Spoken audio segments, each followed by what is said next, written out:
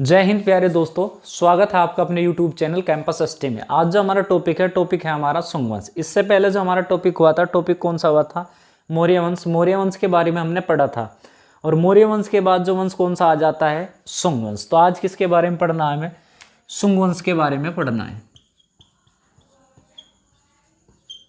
सुंग वंश का जो समय रहा था 187 ईसा पूर्व से 75 ईसा पूर्व तक।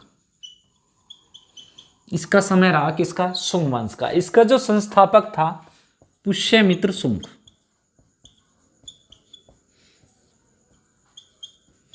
पुष्यमित्र सुंग सुंग वंश का संस्थापक था। पुष्यमित्र सुंग जो था ये मौर्य काल में सेनापति के पद पर आसीन था। कौन से काल में? मौर्य काल में। मौर्य काल का जो अंतिम शासक था मौर्य वंश का वो था बृहद्रथ। और ये बृहद्रथ का क्या था? सेनापति था। कौन? पुष्यमित्र सुंग। इसने क्या किया था कि बृहद्रथ की क्या कर दी थी? हत्या। और हत्या करने के बाद स्थापना करी थी कौन से वंश की? सुंग वंश की। क्या कर दी थी? इसने स्थापना कर दी थी। किसने? पुष्यमित्र सुंग ने। क्योंकि जो इसके वंशज थे, किसके?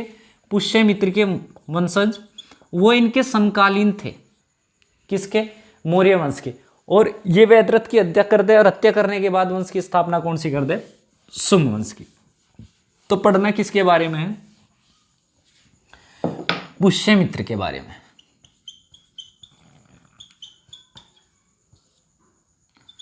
सुंग शासक तो इसमें बहुत रहे, लेकिन हमें जो मुख्य शासक की बात करनी है, एक तो पुष्यमित्र और इसका पुत्र, या हम कह सके इसका उत्तराधिकारी कौन? अग्निमित्र के बारे में बात करनी। तो पुष्यमित्र सुंग, इसे कहा गया बौद्धों का संहारक। किसे? पुष्यमित्र सुंग को बौद्धों का क्या कहा गया? संहारक। संहारक इसलिए कहा गया कि इसने जो है प्रत्येक बौद्ध के सिर पर 100 दिनार का इनाम रखा था। कितनी दिनार का?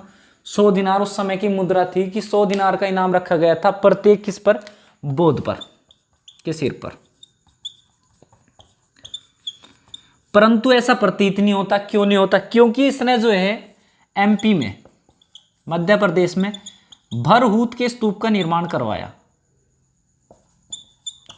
भरहूत के स्तूप का निर्माण कराया किसने? पुष्यमित्र सुंग ने। अगर भरहूत के स्तूप का निर्माण कराया तो ये लगाया जा कि ऐसा प्रतीत नहीं होता कि उसने ये बौद्धों का उसे संहारक या एक बौद्ध के ऊपर 100 दिनार का इनाम रखा गया था। और क्या कराया?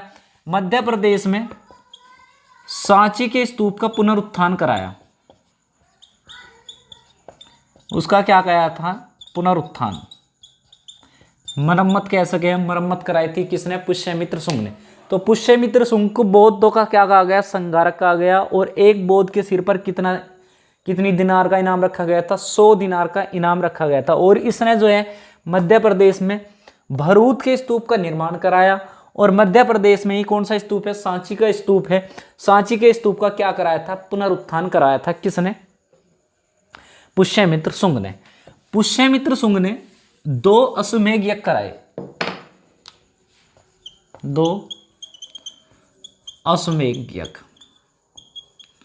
और इनका जो संचालन किया था वो किसने किया था? वो क्या था? पातंजलि ने।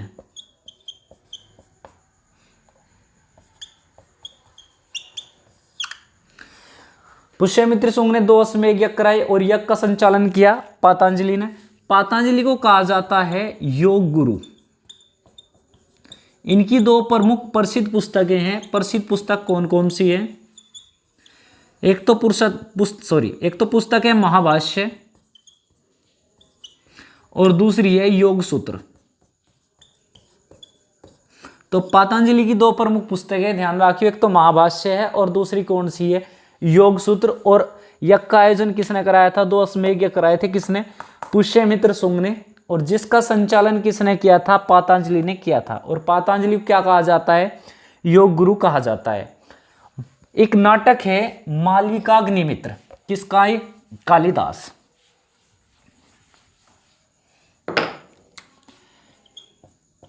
मालविका अग्निमित्र।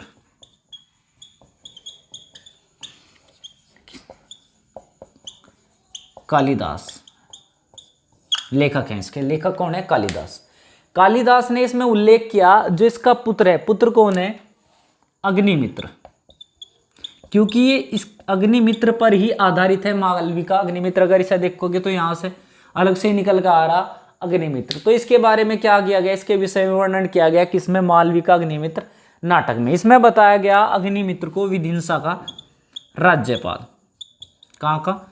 विदिशा का राज्यपाल बताया गया किसको?